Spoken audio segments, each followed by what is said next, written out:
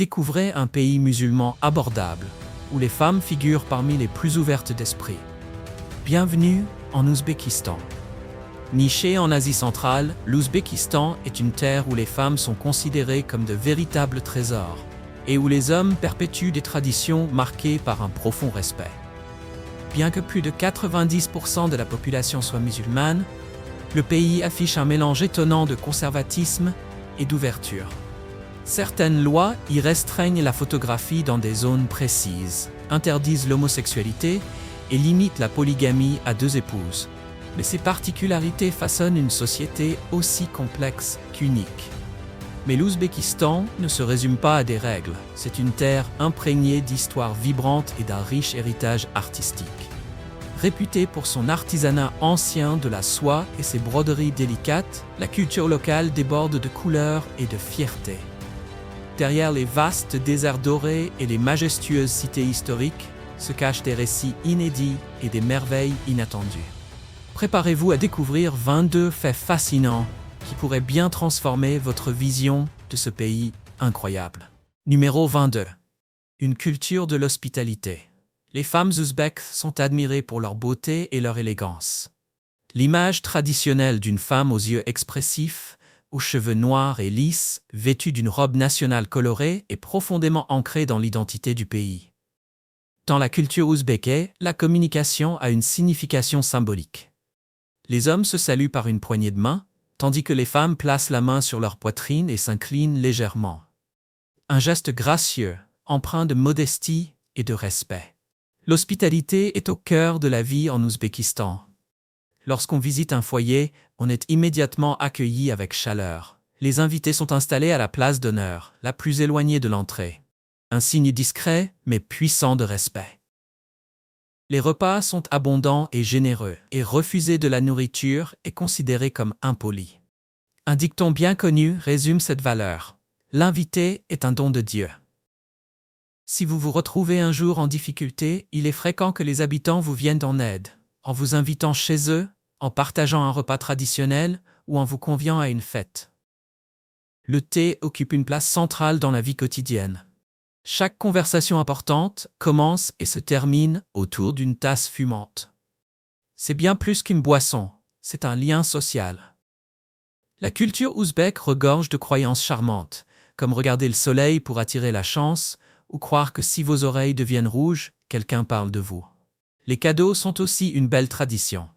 Lors d'une visite, il est poli d'apporter un petit présent, des fruits, des bonbons, ou même une bouteille de vin. Le prix importe peu, c'est l'intention et la chaleur qui comptent. Quelles sont vos impressions sur l'hospitalité ouzbèque?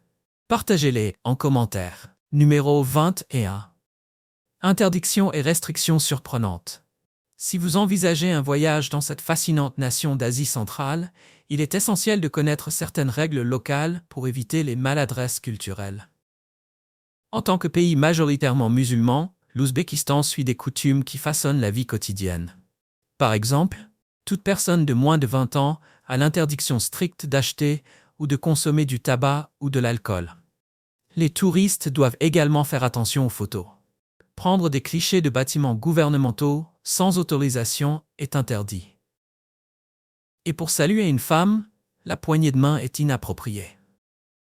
Le geste respectueux consiste à placer la main sur la poitrine gauche et à s'incliner légèrement. L'homosexualité reste illégale et peut entraîner des conséquences sévères. Ces restrictions peuvent surprendre certains voyageurs, mais elles reflètent les valeurs profondes et les traditions anciennes de la société ouzbèque. Que pensez-vous de ces règles culturelles? Partagez votre avis dans les commentaires. Numéro 20. Les femmes au cœur de la société. Le rôle des femmes en Ouzbékistan est un subtil équilibre entre tradition et transformation moderne. Au sein des familles, elles sont perçues comme des piliers de force morale et culturelle.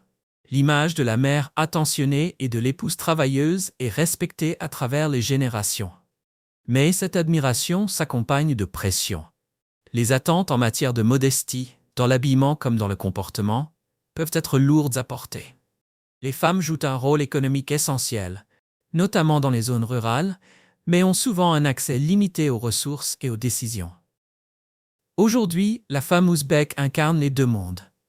Elle reste enracinée dans les traditions, tout en avançant avec assurance et autonomie, occupant une place croissante dans la vie moderne. Comment percevez-vous le rôle des femmes dans un pays où elles sont au centre de la vie familiale, mais encore en quête de reconnaissance publique?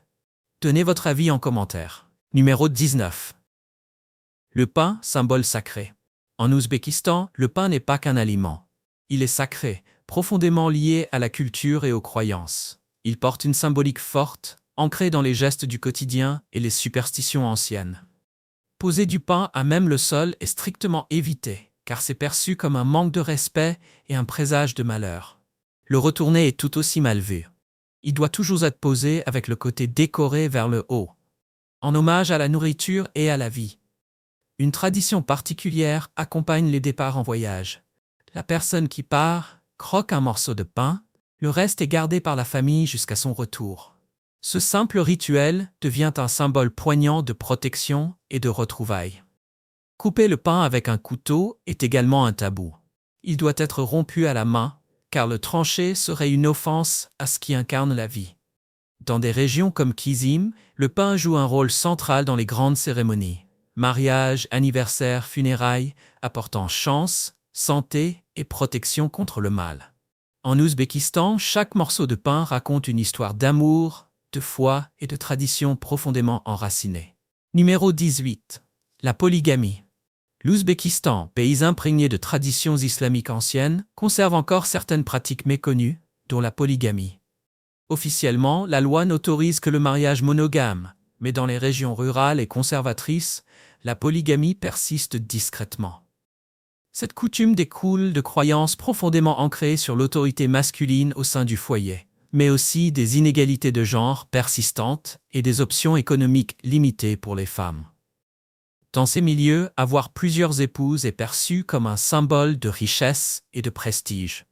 Malgré l'illégalité de la pratique, de nombreux hommes ouzbeks aisés prennent encore une deuxième, voire une troisième épouse. Mais derrière cette image de prospérité, les conséquences sont bien réelles. Les femmes engagées dans ces mariages se retrouvent souvent avec peu de droits, confrontées à des souffrances émotionnelles et à une stigmatisation sociale. Leurs enfants grandissent parfois dans un vide affectif, avec une implication paternelle incertaine, révélant le coût caché de cette tradition qui, malgré tout, survit en silence. Numéro 17. Un coût de la vie abordable. L'Ouzbékistan, pays d'Asie centrale, riche en histoire et en culture, attire de plus en plus de voyageurs grâce à son charme unique et ses prix très accessibles. Comparé à d'autres pays de la région, le coût de la vie y est nettement inférieur, ce qui en fait une destination idéale pour les globetrotters au budget limité. Les loyers varient selon les villes et les types de logements.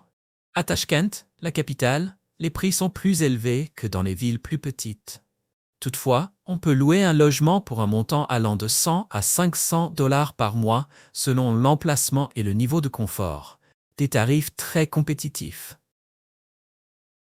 Les produits de base comme le pain, le lait, les fruits et les légumes sont bon marché sur les marchés locaux. La cuisine ouzbèque est riche et savoureuse, et l'on trouve des repas de rue pour seulement 1 à 3 $. Manger au restaurant reste abordable. Un repas simple coûte généralement entre 5 et 10 $. Les transports publics, qu'il s'agisse des bus ou du métro, sont également très économiques. La fiscalité est raisonnable, bien qu'elle varie selon les villes et les prestataires. De plus, la majorité des produits, souvenirs, vêtements, objets artisanaux coûtent moins cher qu'ailleurs dans la région. Qu'en pensez-vous? Partagez vos impressions dans les commentaires. Numéro 16. Les vêtements traditionnels. Les tenues traditionnelles ouzbèques reflètent à la fois l'héritage culturel et l'identité sociale. Les hommes portent un long manteau ample descendant jusqu'aux genoux, accompagné de pantalons bouffants et de bottes en cuir. Une ceinture en tissu richement décorée vient compléter l'ensemble. La tenue féminine comprend un manteau, une jupe en satin, des pantalons froncés et des chaussures à petits talons. Les couleurs ont une valeur culturelle. Les jeunes filles portent du rouge et du rose, tandis que les femmes plus âgées préfèrent le bleu clair ou le gris. Le blanc est accepté par tous, alors que le noir, le bleu foncé et le violet sont réservés aux funérailles. Des chapeaux brodés en velours ou en laine sont portés par les deux sexes. Dans les villes, ces vêtements apparaissent surtout lors des festivals, mais dans les campagnes, ils font encore partie du quotidien. Une coutume singulière chez les femmes ouzbèques est de porter des dents en or, un symbole de richesse et de statut social.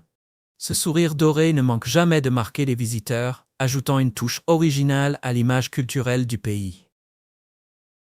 Numéro 15. Musique et danse. La musique ouzbèque, ancrée dans le folklore et la poésie ancestrale de la région, est une expression unique du riche patrimoine culturel du pays. L'un de ses genres les plus emblématiques est le chachmak, un style traditionnel partagé avec le Tadjikistan, reconnu par l'UNESCO comme patrimoine culturel immatériel de l'humanité. Si la musique classique et contemporaine ouzbèque s'inspire parfois des styles internationaux, elle conserve une essence unique grâce à la sonorité particulière de ses instruments traditionnels. Parmi les plus célèbres, le khan, un instrument à vent en laiton, le son, à hanche double, le dutar, un luth à long manche, et le duwira, un tambour sur cadre. Ces sons traditionnels résonnent lors des mariages, cérémonies, concerts et du célèbre festival Shark Taronalari, organisé tous les 2 ans à Samarcande. À côté de la musique, la danse ouzbèque met magnifiquement en lumière l'âme du peuple. Les danses folkloriques se distinguent par leurs gestes de main et leurs expressions faciales expressives, bien différentes des styles d'autres régions. Chaque zone du pays possède sa propre signature dansée. Aujourd'hui, on recense 3 grandes écoles, Khorezm, Bukhara et Fergana. Difficile de manquer ces danses, aucune fête ne se déroule sans elles. Tout le monde aime danser, car c'est un élément central de l'identité culturelle ouzbèque. Numéro 14. Un repas fascinant. Le plov est sans conteste le plat emblématique de l'Ouzbékistan. Ce riche pilaf de riz, cuit dans un bouillon de viande, est composé d'ingrédients essentiels comme le riz, les carottes, les oignons et l'huile, généralement accompagnés de bœuf ou d'agneau. Une tradition ancestrale veut que le plov soit servi à l'aube lors des grands moments de la vie, naissance, mariage, retour d'un soldat ou funérailles. Lors de ces occasions, seuls les hommes sont autorisés à cuisiner, souvent en très grande quantité, pour nourrir des centaines de personnes. Le repas est partagé juste après les prières du matin, à l'heure où le soleil se lève. Le thé joue aussi un rôle central dans l'art de la table ouzbèque. Chaque repas commence et se termine par une tasse. Traditionnellement, l'hôte en verse une très petite quantité au départ. Lorsque les invités en redemandent, cela est perçu comme une marque de respect, et les recharges généreuses de l'hôte témoignent de son hospitalité. À la fin du repas, il est courant de lever les mains vers le visage dans un geste appelé amma pour exprimer sa gratitude. Que pensez-vous de ces rituels culinaires riches de sens? Partagez votre avis en commentaire. Numéro 13. Des mariages somptueux. En Ouzbékistan, les mariages sont une fusion spectaculaire de traditions ancestrales et de festivités extravagantes. Ces célébrations peuvent durer plusieurs jours, créant une ambiance magique, presque irréelle. Il est courant que plusieurs centaines d'invités assistent au mariage, souvent des personnes que les mariés ne connaissent même pas, ce qui entraîne une pression financière énorme pour les familles. Certaines contractent même des prêts pour surpasser d'autres cérémonies encore plus somptueuses. Bien que la polygamie et les mariages par procuration soient officiellement interdits, ils persistent encore dans certains milieux, compliquant davantage ces événements déjà fastueux. Un moment fort de la cérémonie est lorsque la mariée s'incline devant sa famille et ses invités. Un geste de respect qui reflète les rôles traditionnels encore très présents dans la culture ouzbèque. Le luxe est omniprésent, avec des artistes renommés, des décorations somptueuses et une profusion de plats. Assez pour nourrir une armée. Le mariage devient souvent un spectacle public de statut social, surtout dans les jours précédant la cérémonie principale. Des rituels régionaux, comme le kaoussi et le palav, apportent chacun leur propre signification culturelle, rendant l'expérience encore plus riche et nuancée. En Ouzbékistan, un mariage n'est pas seulement l'union de 2 personnes. C'est une célébration communautaire qui renforce les liens familiaux et sociaux. Numéro 12. Un joyau caché en Asie centrale. L'Ouzbékistan, niché au cœur de l'Asie centrale, est un trésor enclavé entouré de 5 pays voisins.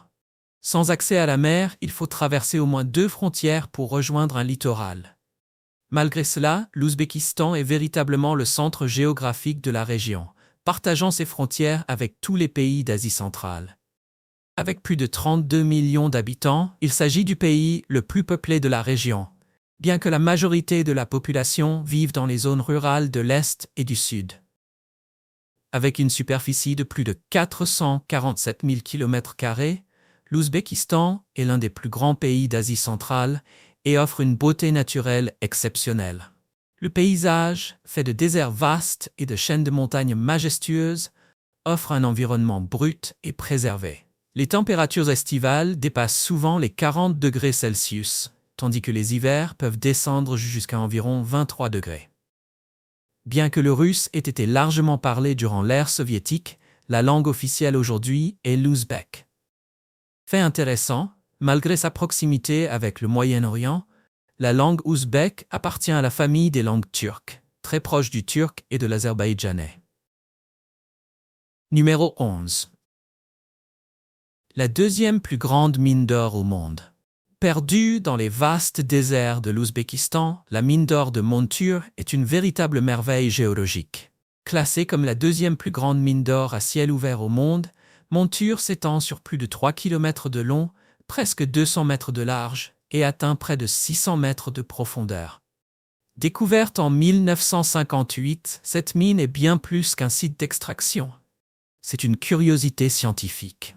Avec une production annuelle de plus de 2 millions d'onces d'or, Montur contribue largement à la place de l'Ouzbékistan parmi les grands producteurs d'or mondiaux. Son histoire est fascinante et sa formation continue d'intriguer les géologues. Même si l'origine exacte de la mine reste un mystère, on sait que le réseau complexe de failles géologiques de la région a créé un environnement idéal à la formation de l'or. Cette mine est essentielle non seulement pour l'économie nationale, mais aussi pour l'industrie aurifère mondiale.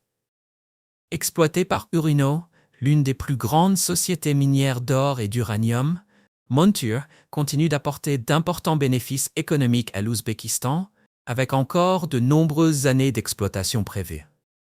Montur est à la fois une ressource stratégique et un acteur clé de l'avenir économique du pays. Numéro 10. Une corruption endémique. La corruption reste un problème majeur en Ouzbékistan, touchant presque tous les niveaux de l'administration.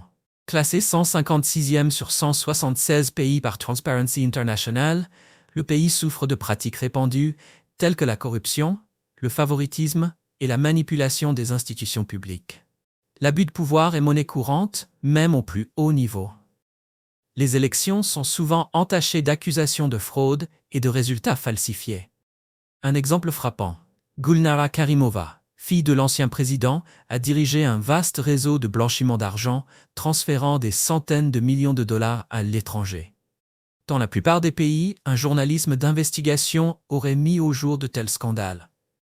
Mais en Ouzbékistan, la liberté de la presse est quasi inexistante. Les médias sont étroitement contrôlés par l'État, et les voix critiques sont réduites au silence. À ce jour, 4 journalistes sont encore emprisonnés simplement pour avoir osé critiquer le gouvernement. Que pensez-vous de cette situation? Partagez votre avis dans les commentaires. Numéro 9. L'art de la broderie à la main. La tradition de la broderie en Ouzbékistan remonte à l'époque de la route de la soie. Bien plus qu'un artisanat, c'est un véritable art qui met en valeur l'élégance et le savoir-faire du peuple ouzbek. Connue pour ses motifs complexes, ses couleurs éclatantes et ses matériaux de qualité, la broderie ouzbek utilise des techniques telles que les points en relief, les effets en 3 dimensions et les détails en fil d'or, transformant chaque création en chef-d'œuvre. Chaque motif a une signification. Le lotus symbolise la pureté, la rose représente l'amour et l'arbre de vie évoque l'immortalité. Une des formes les plus appréciées, la broderie Susani, est traditionnellement utilisée dans les capes de mariée, chaque point étant censé porter une bénédiction au couple. Aujourd'hui, le Susani ne se retrouve plus uniquement dans les vêtements, mais aussi dans la décoration intérieure, ajoutant une touche chaleureuse et culturelle au foyer. Cet art fait main fait toujours partie du quotidien et se vend largement dans les marchés de souvenirs, attirant l'attention des visiteurs du monde entier. Préserver cet art vivant est essentiel pour protéger le riche patrimoine culturel de l'Ouzbékistan et le faire rayonner à l'international. Numéro 8. La place du Régistan. La place du Régistan, cœur historique de Samarcande, est un site monumental qui continue d'émerveiller les voyageurs. Jadis centre de la vie publique, du commerce et de l'éducation dans l'ancienne Samarcande, elle attire aujourd'hui encore des visiteurs venus du monde entier. La place est entourée de 3 majestueuses médersas, symboles du raffinement architectural de l'Asie centrale. La médersa Yulov Beg, érigée en 1420 par le souverain et astronome Yulov Beg, fut une académie prestigieuse attirant les érudits du monde entier. La médersa Sherdor, 1619, et la médersa Tiliakori, 1660, complètent l'ensemble avec leurs mosaïques, leurs coupoles et leur vaste cour intérieure. Ce qui rend la place du Régistan unique, c'est sa fusion des styles persan, turc et centra-asiatique. Sa symétrie et sa splendeur reflètent la diversité culturelle de Samarcande à son âge d'or. Grâce à la volonté du président Shavkat Mirziyoyev, d'importants travaux de restauration ont permis de redonner à la place tout son éclat, en respectant son authenticité historique. Aujourd'hui, la place du Régistan est un joyau vivant du patrimoine culturel ouzbek, attirant des milliers de curieux, désireux d'en ressentir la magie et l'histoire. Numéro 7. Les plus belles stations de métro du monde. Le métro de Tashkent est un véritable bijou d'architecture, combinant l'art populaire d'Asie centrale à des designs spectaculaires. Orné de stucs floraux, de lustres majestueux, de mosaïques et de détails métalliques raffinés, il figure parmi les métros les plus propres et les plus esthétiques au monde. En arrivant à Tashkent, les voyageurs ont l'impression d'entrer dans un monde paisible, presque idyllique. Avec des moutons broutant dans les champs, des rues impeccables et un métro fluide dans une ville calme et silencieuse. Chaque station est une œuvre d'art à part entière. La station Cosmonautlar, par exemple, présente des fresques d'astronautes et de scènes cosmiques, propulsant les visiteurs dans un univers de science-fiction. La station Paktakor, quant à elle, met à l'honneur la fleur de coton, symbole de l'industrie textile ouzbèke, avec l'allure d'un véritable palais. Numéro 6. Artisanat traditionnel. L'artisanat ouzbek, influencé par sa position stratégique sur l'ancienne route de la soie, est un trésor patrimonial d'une grande richesse. Depuis des générations, les artisans perfectionnent des techniques transmises de maître à apprenti, créant des objets uniques qui racontent l'histoire du pays. Des théières en argile finement décorées, aux tapis en soie brodés à la main, chaque création est une œuvre chargée de sens. La soie ouzbek est particulièrement prisée pour sa douceur, son éclat et sa solidité. Grâce à une large palette de couleurs chatoyantes, les articles en soie ouzbek séduisent au premier regard. Pendant des siècles, cette industrie florissante s'est développée grâce aux caravanes marchandes qui diffusaient la renommée du pays aux 4 coins du monde. Aujourd'hui, les visiteurs peuvent non seulement admirer ces merveilles, mais aussi participer à leur fabrication dans les ateliers locaux. Il est possible de créer son propre souvenir et d'échanger avec les artisans. Des marchés traditionnels comme le bazar Korsu, à Samarcande, regorgent de trésors faits main. Écharpes brodées, bijoux en argent ciselé ou vaisselle gravée. Numéro 5. Le festival de Navrouz. Le Navrouz, célébré lors de l'équinoxe de printemps, entre le 20 et le 21 mars, est l'un des événements culturels les plus importants en Ouzbékistan. Issu des traditions zoroastriennes datant de plus de 3000 ans, il a évolué pour devenir une fête unique, mêlant rituels agricoles anciens, coutumes pré-islamiques et influences musulmanes. Navrouz ne se limite pas à une journée. C'est une saison entière de renouveau et de rassemblement. Les familles organisent de grands repas et participent aux festivités publiques sous les signes du renouveau et de l'unité. Des plats spéciaux comme le samak sucré et des pâtisseries à base de farine sont préparés, symbolisant la prospérité et la chance. Les maisons sont soigneusement nettoyées avant l'arrivée de la nouvelle année. Dans tout le pays, l'ambiance est festive. Musique, danse et sports traditionnels animent les rues. Un des moments forts est le buskashi, un jeu de cavaliers passionné qui fascine autant les joueurs que les spectateurs. Au-delà des festivités, beaucoup profitent de cette période pour rendre hommage à leurs ancêtres en visitant les cimetières. Navrouz renforce l'identité nationale tout en favorisant l'unité et l'amitié entre les différentes communautés ouzbèques, créant ainsi un véritable pont culturel. Numéro 4. La catastrophe de la mer d'Aral. Autrefois l'un des plus grands lacs du monde, la mer d'Aral a commencé à rétrécir de façon spectaculaire dans les années 1960, lorsque l'Union soviétique a détourné les fleuves Amou Daria et Sir Daria, ses principales sources d'eau, pour des projets d'irrigation destinés à la culture du coton en Asie centrale, notamment en Ouzbékistan. Ce détournement a privé la mer d'Aral de son approvisionnement en eau, entraînant une baisse constante de son niveau. En quelques décennies, elle a perdu plus de 90% de sa surface, laissant derrière elle un paysage aride et toxique. Les conséquences environnementales ont été catastrophiques, affectant des millions de personnes dans la région. L'industrie de la pêche, autrefois essentielle à l'économie locale, s'est effondrée, forçant les communautés à chercher de nouveaux moyens de subsistance. Le sel et les produits chimiques exposés sur le fond asséché ont provoqué de fréquentes tempêtes de poussière, entraînant de graves problèmes de santé pour les habitants. Ce recul des eaux a également engendré des difficultés économiques, déplaçant des milliers de personnes et bouleversant les modes de vie traditionnels. Pourtant, des efforts de restauration commencent à porter leurs fruits. En 2005, le Kazakhstan a construit le barrage de Kokharal, qui a permis de rétablir le niveau d'eau dans la partie nord de la mer d'Aral, relançant lentement la pêche. En Ouzbékistan, le gouvernement a amélioré les techniques d'irrigation et favorisé l'agriculture durable pour soutenir les communautés touchées. Malgré ces initiatives, un rétablissement complet de la mer d'Aral reste difficile. Ce drame reste un rappel poignant des dangers des interventions humaines à grande échelle et de leurs effets durables sur l'environnement. Numéro 3. Monuments historiques liés à l'islam. L'histoire riche de l'Ouzbékistan est profondément liée à l'islam, le pays ayant vu naître de grandes figures ayant marqué la religion. Parmi elles, Ibn Sina, Avicenne, se distingue comme un pionnier en mathématiques et en algorithmes. À Bukhara, ville natale de l'imam Bukhari, vénéré comme l'un des maîtres de la science du hadith, et de l'imam Naqshband, fondateur de l'ordre soufi Naqshbandi, on retrouve plusieurs joyaux historiques. Autrefois surnommée la mère du savoir, Bukhara est un centre intellectuel majeur du monde islamique médiéval.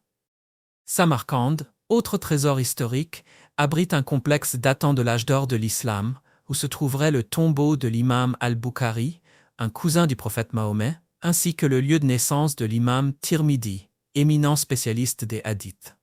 Ces villes étaient le cœur de la civilisation islamique en Asie centrale. Le patrimoine architectural de l'Ouzbékistan est également remarquable, avec la médersa Ulugh-Beg, construite en 1417, marquant une nouvelle ère dans l'architecture régionale. Le complexe de Missouri, l'un des plus anciens du pays, date de l'an 713, tandis que la médersa arabe, construite au XVIe siècle, fut une école religieuse d'importance. Aujourd'hui, l'Ouzbékistan reste majoritairement musulman, avec 90% de la population s'identifiant ainsi. L'histoire du pays, situé sur la route de la soie, où diverses cultures et religions coexistaient, a favorisé une atmosphère de tolérance religieuse. Dans de nombreuses localités, mosquées et synagogues se trouvent côte à côte, reflétant cette tradition d'harmonie spirituelle. Numéro 2. La capitale Tachkent. Tachkent, capitale de l'Ouzbékistan, a connu une transformation spectaculaire, surtout depuis l'arrivée au pouvoir du président Shavkat Mirziyoyev en 2016. La ville s'est rapidement modernisée, avec des immeubles luxueux et des complexes résidentiels et professionnels modernes, redessinant l'horizon urbain. Cette transformation s'est aussi traduite par une refonte des infrastructures, avec de nouvelles routes, des autoroutes surélevées et un réseau ferroviaire urbain élargi. Ces améliorations ont considérablement rehaussé la qualité de vie des habitants et ont consolidé le statut de Tachkent en tant que pôle commercial et touristique majeur de la région. Sur le plan économique, la ville a vu affluer les investissements étrangers grâce à des politiques favorables aux entreprises. L'un des projets phares est le quartier commercial de Tashkent City, conçu pour attirer des entreprises internationales et des startups. La ville brille aussi par sa vie culturelle, notamment grâce au Festival international du film de Tashkent, mettant en lumière l'influence grandissante du pays sur la scène mondiale. Le développement technologique suit avec la création du parc technologique de Tashkent, qui positionne la ville comme un centre numérique émergent.